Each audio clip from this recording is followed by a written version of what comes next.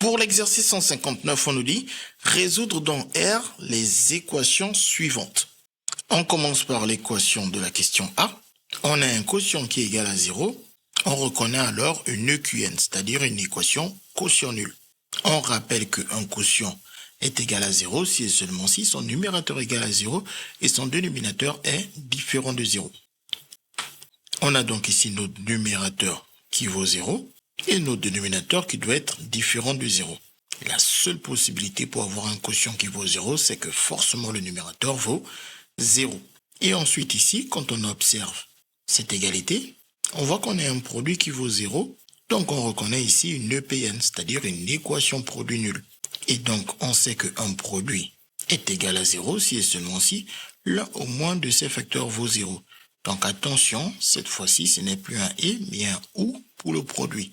Soit le premier facteur A vaut 0, ou le deuxième facteur B vaut 0, ou même les deux, car ce ou n'est pas exclusif.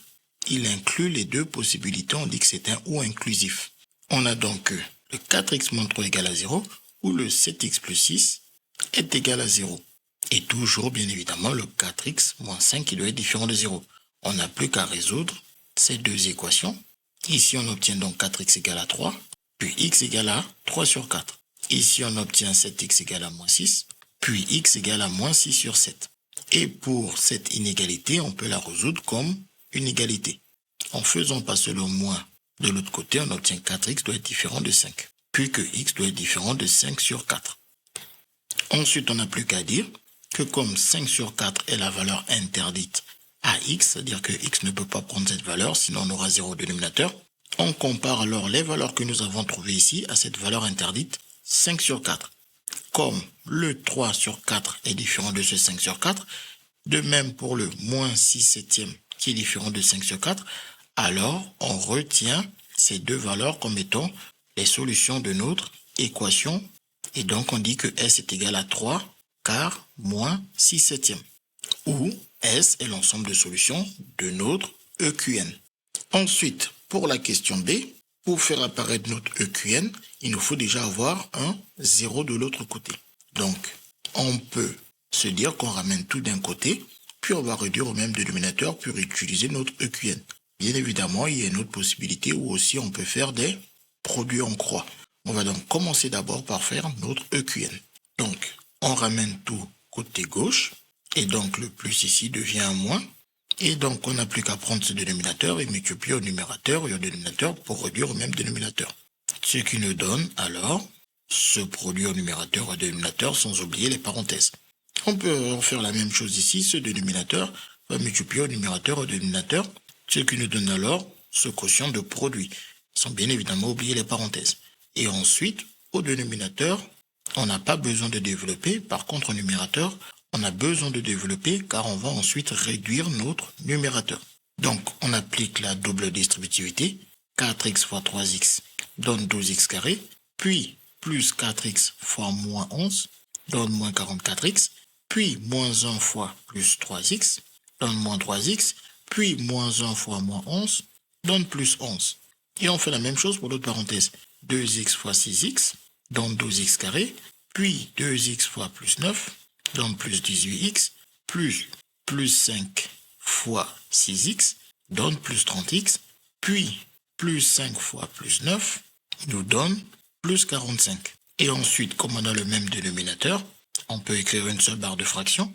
On commence par réécrire ce premier numérateur.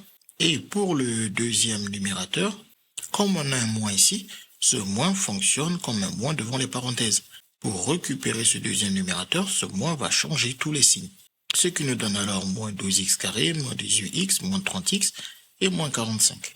Et ensuite, on n'a plus qu'à réduire notre expression. 12x carré moins 12x carré, les x carrés s'en vont. Et ensuite, on calcule les termes en x. On a moins 44x, moins 3x, moins 18x, moins 30x. On effectue alors le calcul au brouillon. On peut bien évidemment oublier les x pour ne calculer qu'avec les coefficients. Moins 3, moins 18, moins 21, moins 30, moins 51. Et avec le moins 44, on obtient moins 95, soit moins 95x. Et ensuite, pour les termes qui n'ont pas de x, on a plus 11, moins 45, ce qui nous fait moins 34. On obtient alors notre EQN, c'est-à-dire notre équation quotient nul. Le numérateur est donc égal à 0 et le dénominateur doit être différent de 0. Donc on résout le numérateur égal à 0, le moins 34 devient plus 34, puis on divise par notre moins 95. Et de l'autre côté, on dit le produit doit être différent de 0. Donc ça veut dire qu'on ne doit pas avoir un de ces facteurs qui puisse être égal à 0. Donc le 6x plus 9, il doit être différent de 0. Et le 3x moins 11, lui, doit être aussi différent de 0. Donc ici, attention, c'est un « et ». Parce que les deux doivent être différents de 0 pour que le produit soit différent de 0.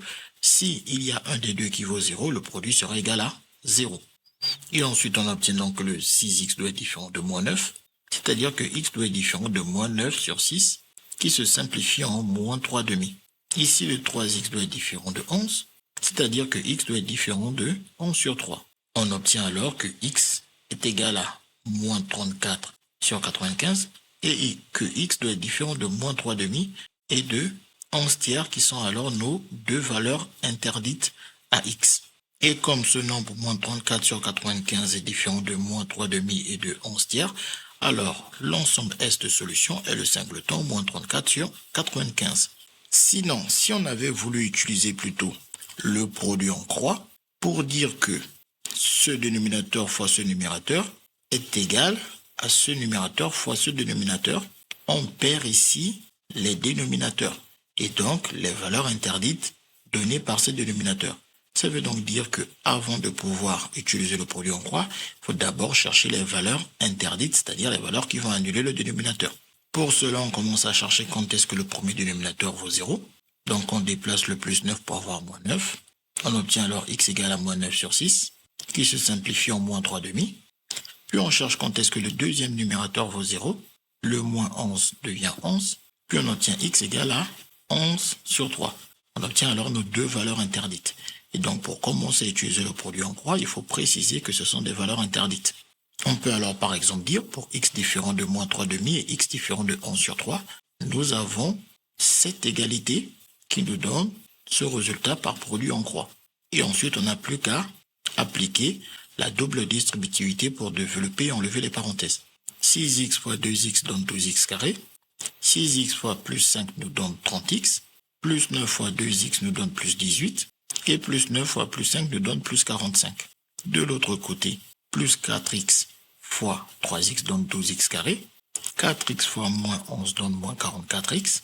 Et moins 1 fois 3x nous donne moins 3x. Et moins 1 fois moins 11 nous donne plus 11. 12x carré apparaît des deux côtés. On peut tout simplement le retirer. Et quant au x, on les fait tous passer d'un seul côté de l'égalité. Moins 44x devient plus 44x. Et moins 3x devient plus 3x. Et les termes qui n'ont pas de x, on les fait passer tous de l'autre côté de l'égalité. Le plus 45 devient alors moins 45. En effectuant ce calcul, qui est similaire à celui-là, sauf qu'il n'y a pas les moins, il n'y a que des plus, on obtient alors 95x. Et de l'autre côté, le 11 moins 45 nous donne moins 34. On obtient ensuite que x est égal à moins 34 sur 95, ce qu'on avait bien obtenu en utilisant notre EQN. Et on peut rédiger de la même manière, comme le moins 34 sur 95 est différent de moins 3 demi et de 11 tiers, alors l'ensemble de solutions S est le singleton moins 34 sur 95. CQFD, ce qu'il fallait découvrir.